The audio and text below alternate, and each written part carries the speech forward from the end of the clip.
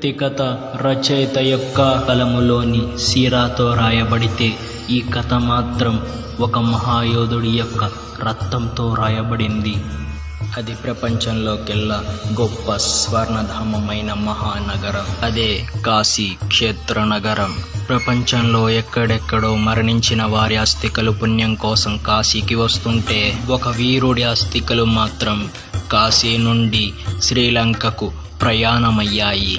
ఇంతకు ఎవరు ఆ మహావీరుడు? ఎందుకు అతడిని అఘోరాలు వెలివేశారు? ఇంతకు ఆ మహావీరుడు ఎందుకు కాశీ నగరానికి వచ్చాడు? రండి తెలుసుకుందాం.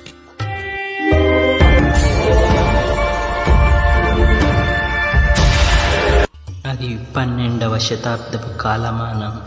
భారతావనిలో రక్తపు ఛాయలు కమ్ముకోసాగాయి. మతోన్మాద శక్తుల దండయాత్రలతో ప్రతి చోట రక్తం పారసాగింది. ప్రజలు భయంతో వణికిపోసాగారు. మహావీరులు స్వదేశీ రక్షణ కోసం యుద్ధం చేస్తూ అమరులు కాసాగారు. కట్టడాలు, దేవాలయాలు, ప్రజల ఇల్లు ధ్వంసం కాసాగాయి. ఇంతటి మారణ హోమం జరుగుతుండగా ఈ ప్రపంచంతో సంబంధం లేనట్టుగా ఒక బాటసారి ఆ రక్తపు మడుగులు నడుచుకుంటూ కాశీనగరంలోకి అడుగు పెట్టాడు. కాశీనగరానికి దక్షిణాన ఉండే శ్మశాన వాటిక అఘోరాలకు, తంత్రమాంత్రికులకు, జ్ఞాన ఉపాసకులకు నిలయం. ప్రజలు అఘోరాలను క్షేత్రనగర దూతలుగా నమ్ముతారు.